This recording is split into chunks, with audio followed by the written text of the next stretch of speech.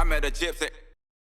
When you, have you seen Malcolm do, because I mean, I feel like I've seen Malcolm do crazy things on a bike where you're just like, dude, you should be winning way more races, like purely on the level of talent that dude has, eh?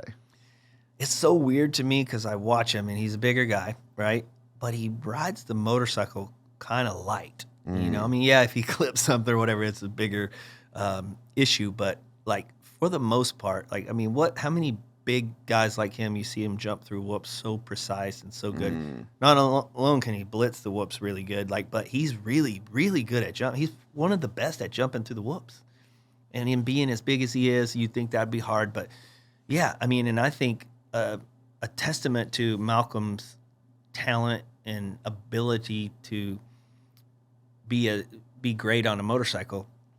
He's on, like in that 8-minute free practice, if you watch him put the track together and how quick he does it, it's amazing. Like he's one of the first guys that put it together and get in a good Really? couple of laps. So he'll land up there a lot. Sometimes he holds it, sometimes he doesn't. But Yeah, it's because funny, he is always up the board early, eh? especially in that 8-minute practice, 'cause he puts it together quick because he's so good. Yeah. And then when you got to reach for more, that's when we got to get pretty technical and try and figure it out and just, keep him pushing. But the funny thing is, when we do track walks or even watching videos or whatever, there'll be some jump on the track that, track walk, you're like, because I'm always like, never say never. Like, this looks like you can't do it, but I'll bet you anything this happens tonight. Oh, no, I don't know. I'm just like, never say never. Of course it happens. And Malcolm's always like, I ain't jumping that all night. I don't even see a quad there. Or I don't see that big jump. I'm not jumping that. There's no way. Yeah. And then sometimes he's the first guy. And they come back and I'm like, what happened? I thought you were going to do that. Like, nevertheless be the first one to do it. Yeah. And he's like, I don't know. I just hit the thing good and I just sent it. So he's good at he relies on the feeling. Which is great, right? For the most part. Yeah. But, he doesn't think his way through it. Like some people would stress on that jump. And then even when they had it perfect, they wouldn't send it because they're overthinking it, So he's always the guy going like, I'm not jumping that. That's crazy. I don't even think about jumping that. And I'm just like, Malcolm, I don't even listen to you when you say that anymore because you're full of it. Dude, he did that at Dream Ride. Yeah. We fly him in. Bro, I was like tripping. Fly in. The boys get there. I take him to see the jumps that we built. And Malcolm's like, I'm not jumping any of these. That is exactly what I'm talking about. And he was like dead ass too. And I'm like, oh, no. He's like, maybe that one. There was like the smallest one. Yeah. He's like, I might jump that one, but I'm not jumping any of this, dude. He's like, can we change? And I was like, oh, no. Yeah. Like, because the whole time I'm building it, and it's like, okay, it's got to be good enough to where, like, this looks good, but I also can't kill these people. Yeah, and exactly. I've never done anything like this before. And then, dude, Keisha was there. Keisha hit everything, and Malcolm just first lap. And it's probably everything. Perfect. Yeah. Perfect, dude. Mm-hmm. But yeah, it was just dead ass. Like, I ain't jumping any of this. Yeah. I wasn't there, but I can imagine. That's exactly the way he is. But I remember seeing him, like, when we'd go to the compound and then any of the times, any track that you'd go to, like, dude, he was just so good. Just so good at riding a motorcycle. And also would have some of the biggest crashes and just be totally fine.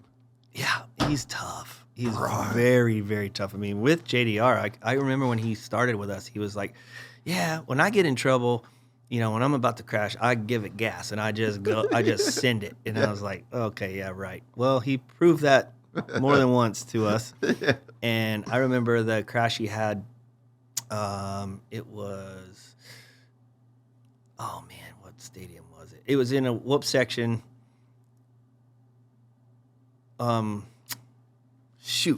New Orleans, right? Yeah. And he was doing good in the race. He'd been riding good all day, and he was jumping into these whoops and then kind of landing and skimming, and it grabbed his heels and pulled his feet off, and he had the biggest crash.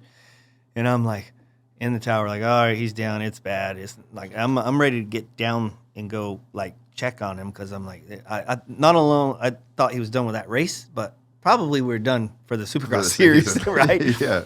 This guy gets back on his bike and he's not even hurt. I mean, yeah, he's bruised up, but he didn't break anything. He didn't.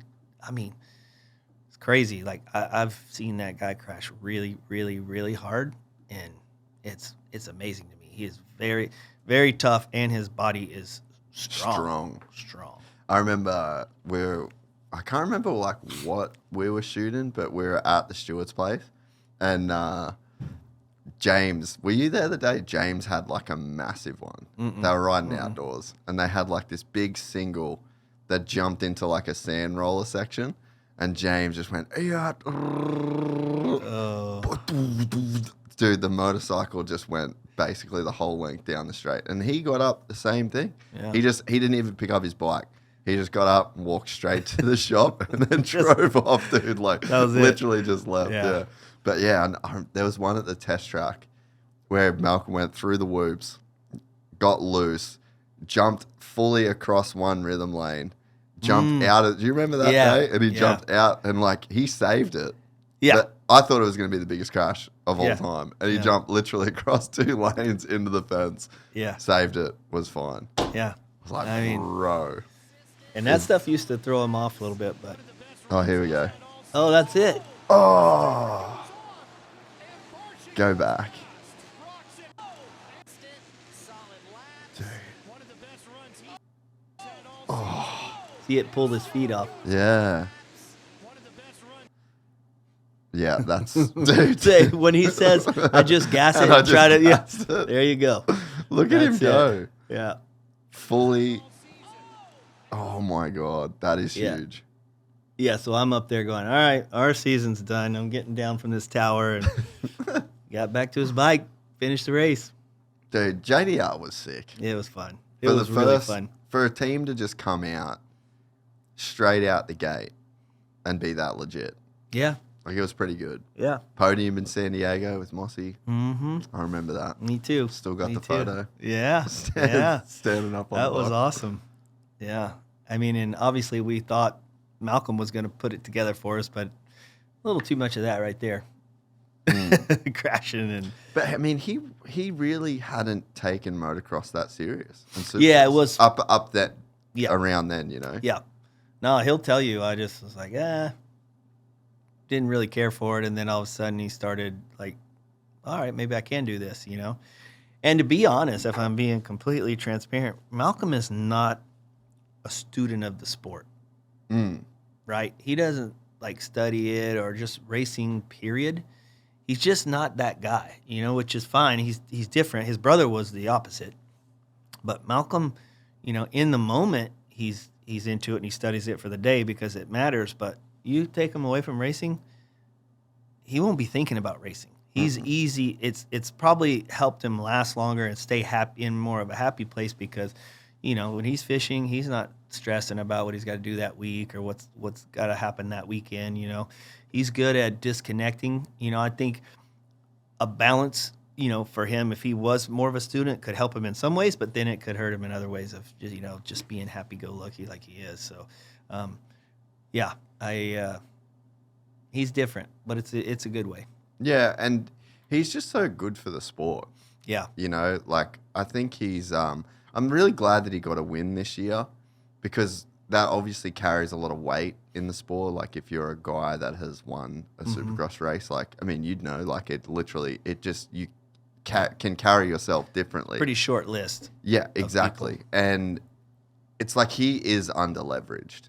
He's underutilized. He's not on enough posters. He's not on enough TV appearances. He's not in enough interviews because he's legitimately one of the most cool guys in the sport, one of the most marketable guys in the sport. But maybe it's because he was missing a win next to his name that it didn't get used, or maybe it's not in his personality to like kind of chase. Yeah, I think it's part of both of those, but I think you nailed it with, he just doesn't like try and set up all that stuff. You know, I mean, he'll do whatever we ask him, but he he doesn't care if he's in the limelight or not. Yeah. Yes, he enjoys it when things come together.